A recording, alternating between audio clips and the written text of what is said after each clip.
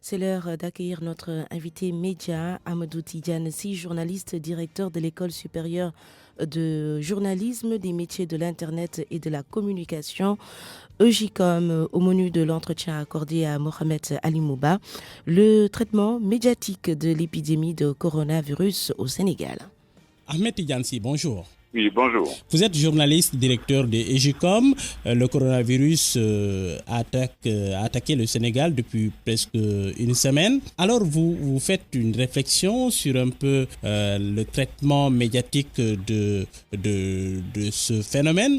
Est-ce que vous avez senti que le travail des professionnels a été rigoureux? Vous avez senti que les professionnels ont été à la hauteur de la mission qui leur est? Mais le travail du journaliste, de manière générale, comme je vous dis, c'est très difficile de dire sans m'asseoir, apprécier un à un tous les articles. Ce que je lis comme ça, mon appréciation, il y a du bon, il y a du mauvais, comme dans ce que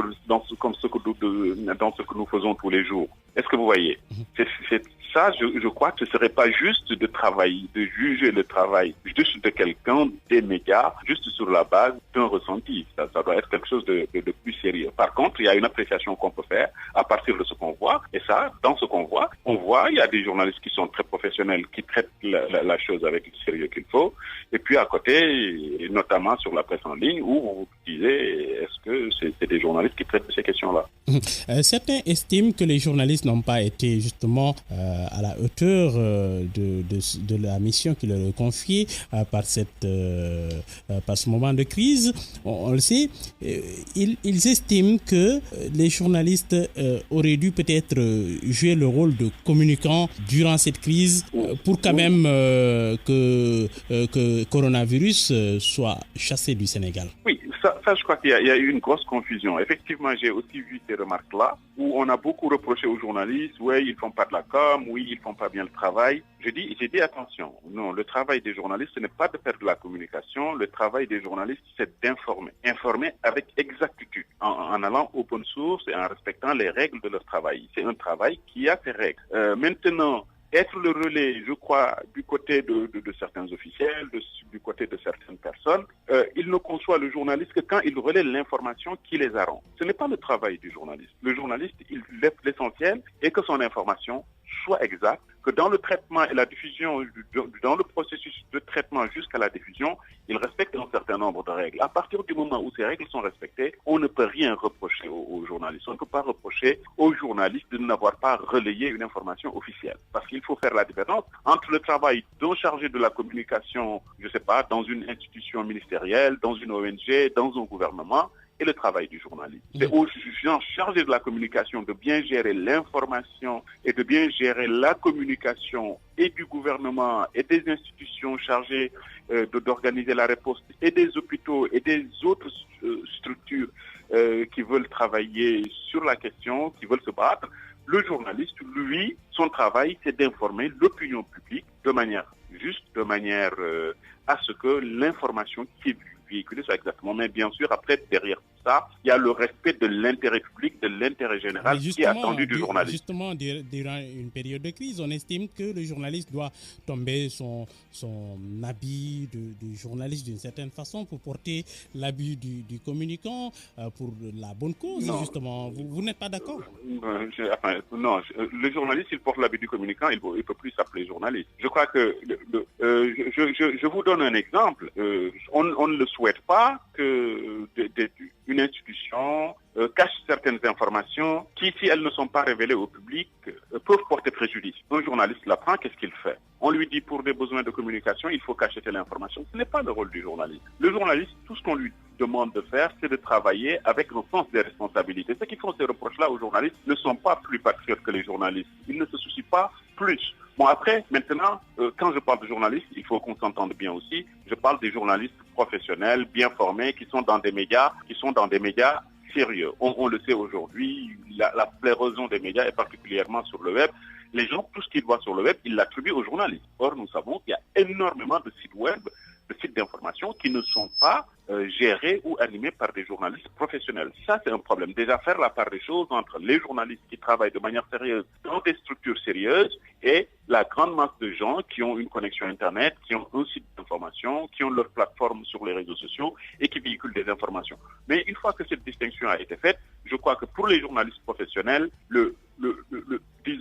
la valeur cardinale, c'est la recherche de la vérité. La deuxième valeur cardinale, c'est l'intérêt général. Et une troisième valeur, dans ces cas de crise où on parle de santé, c'est le respect de la vie privée, c'est le respect des patients. La question de l'intérêt public, de l'intérêt général, est-ce que l'information que je donne par rapport aux besoins du public, est-ce qu'elle est d'intérêt public? Ça, je crois que c'est des questions. On est sur une question de santé. Est-ce que la vie privée, le droit des malades, est-ce que le journaliste le respecte en donnant des informations?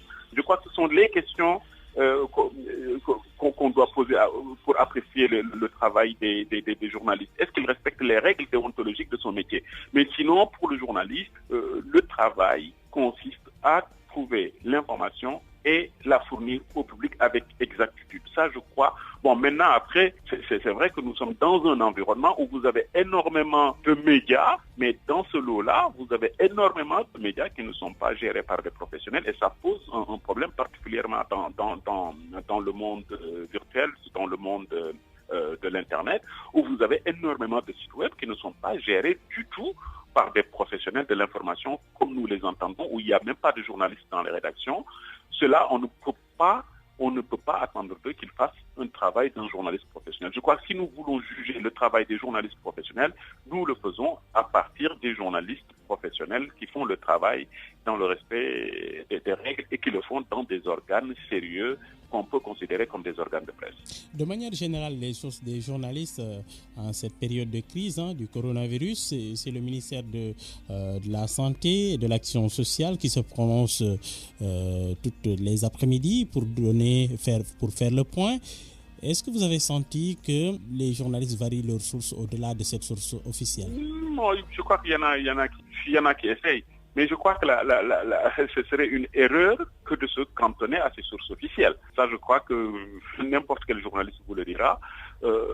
Oui, on est en temps de crise. Le ministère gère sa communication de crise. Justement, c'est à eux de gérer la communication. C'est à eux de gérer leur information en se disant que nous sommes en situation de crise et de donner ce qu'ils veulent donner. Mais à côté, le journaliste, on lui a toujours appris que pour bien faire son travail, il faut du recoupement, il faut une multiplicité de sources, il faut une diversité de sources. Il n'est pas toujours dit que la source officielle dit la vérité. Ça, je crois que c'est un secret de police. Et surtout en temps de crise encore, ce n'est pas en temps de crise que les sources officielles vont tout nous dire. Il appartient aux journalistes d'aller chercher de l'information. L'autre chose, c'est aussi même de ne pas juste se focaliser. Je crois que c'est l'occasion, comme je le disais dans une autre conversation, d'aller au-delà même juste de la maladie. Je crois que c'était l'occasion aussi de se pencher sur notre système de santé, sur la corruption dans les hôpitaux, sur l'utilisation des budgets de santé, sur le professionnalisme de nos médecins, sur les centres hospitaliers, le plateau technique, comme on l'appelle. Je crois que c'est le moment de se pencher de manière sérieuse sur ces questions-là, parce qu'à ce moment-là, les gens, ce qu'ils veulent savoir, est-ce que si j'ai mon parent qui est, je ne sais pas moi, dans le sud du pays ou dans l'extrême nord du pays, ou je ne sais pas moi, dans l'extrême est du pays, est-ce que s'il lui arrivait quelque chose, est-ce qu'il a les moyens de se faire diagnostiquer, de se faire prendre en charge? C'est exactement, c'est le moment justement. Mais si on s'attend juste à ce qu'à chaque fois relayer les propos des officiels ou de ceux qui sont chargés de la réponse, je ne pense pas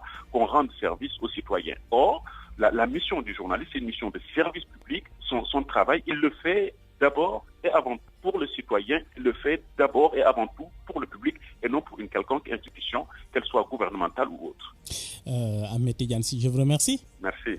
Je rappelle que vous êtes journaliste, directeur de EJICOM, une école de journalisme qui est à Dakar. Merci beaucoup Mohamed Ali Mouba. C'était l'entretien média de ce samedi 6h49. Merci à vous d'être avec nous sur RFM, à l'écoute d'RFM au week-end. On se retrouve dans 10 minutes à 7h donc pour